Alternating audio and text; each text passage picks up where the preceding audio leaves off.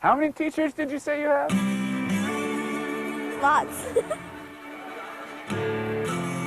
T-shirts are one of the many things that we buy. Very often we have a lot more than we need. Have you ever thought about what it takes to put a t-shirt on a store shelf? It takes about 14 square feet of land to grow the cotton in just one t-shirt. Cotton needs a lot of water, and often that involves field irrigation and the depletion of our underground aquifers. Since cotton is a delicate crop, it needs a lot of pesticides. In fact, 10% of all pesticides are used to grow cotton. If your t-shirt is made of polyester, it will require several teaspoons of oil. And every ounce of polyester produced releases about 10 ounces of carbon dioxide into the air. Cotton is harvested by big machines and transported to mills where it is cleaned and processed by more big machines, all of which require a lot of resources to build and maintain. Many of the chemicals used to dye the fabric are listed by the government as hazardous substances. The dyed fabric is made into t-shirts that are then shipped to stores. You buy the t-shirt and you throw the bag it came in away. And you thought a t-shirt was just a t-shirt. Cotton is an important crop, and we all need clothes to wear. But like almost everything that we buy and own, our earth pays a price every time it gives up the resources and absorbs the waste that come with that t-shirt, or whatever that product might be. If a person can make the connection with what they're doing and how it's affecting the big picture of things, then I think that's a big step in making things different.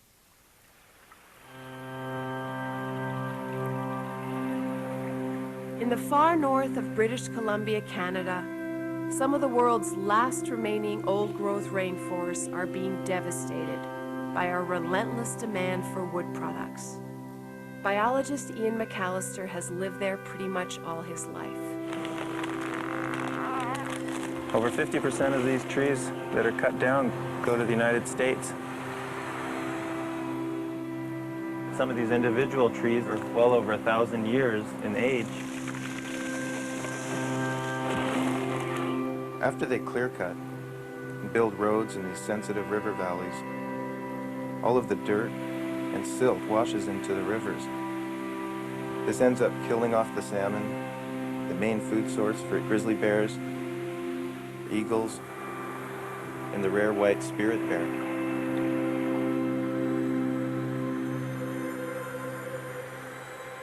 There's more value in these trees left standing than if they're cut down for 2x4s and pulp for toilet paper. These ancient forests should be considered global heritage sites. They should be protected for all generations. It's the American consumers that, in the marketplace, that are driving this rainforest destruction. It really rips you apart. You know, you treat these places like they're your friends and that you get to know so intimately, and then to see them destroyed in such a manner, it's a really difficult, I guess, feeling to explain.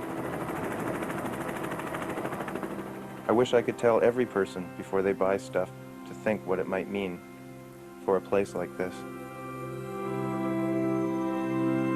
I think that the wildlife is really important. I mean, it's everything. This whole world together is not only just people. It's the mountains and the forests and those things need to be just as respected as people.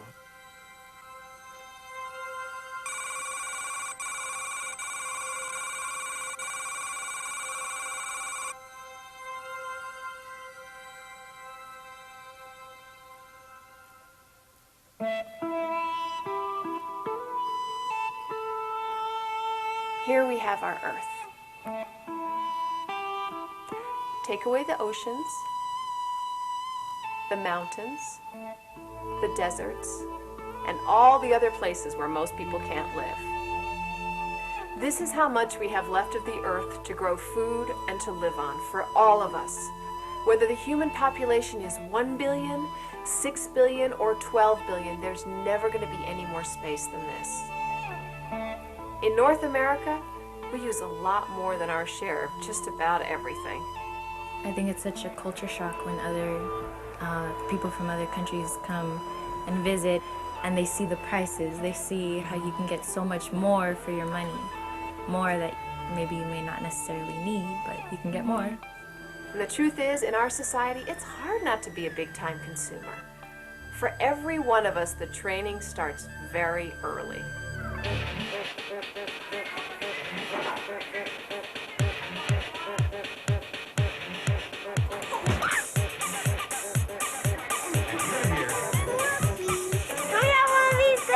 I'm sorry, not today. Give it to me. It's time to go now. I really like this, Dad. They see it on TV and they have got to have it. I want that from Santa. I want that from Daddy.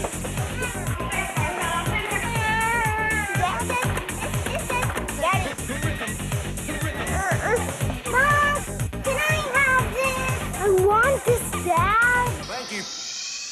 Kids are a really desirable target for people with products to sell, you know, for a couple of reasons. First of all, if I'm an advertiser or if I have a product to sell, what I want to do is that I want to establish brand loyalty before any of my competitors do.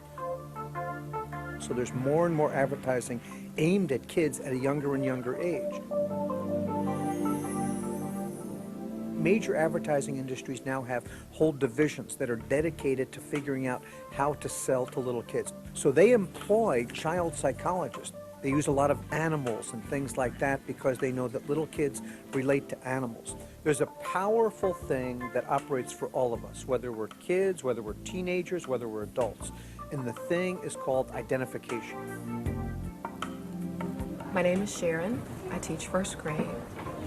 The first year that I taught, I had to ban premium or designer school supplies because they became a source of contention.